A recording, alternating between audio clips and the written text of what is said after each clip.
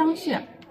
迎香穴位于儿童的鼻翼这个地方凹陷的地方。我们在按揉的时候，手法要轻一点。有的孩子容易流鼻血，鼻黏膜比较脆弱，他就会用力，如果过于粗暴的话，会导致鼻子流血。在揉这个地方的时候，我们往上一点就叫鼻通穴，也可以按揉100次左右。手法要轻盈柔和。好多孩子在感冒时候会出现鼻塞呀、夜里张嘴呼吸，或者是睡眠不好、翻来覆去，都是因为鼻子堵。我们鼻部还有一个穴位叫做黄风入洞，我们可以2个手指放在鼻孔下侧进行点按揉。手法一定要轻柔一些，因为儿童的皮肤比较娇嫩，要用指肚，切忌用指尖。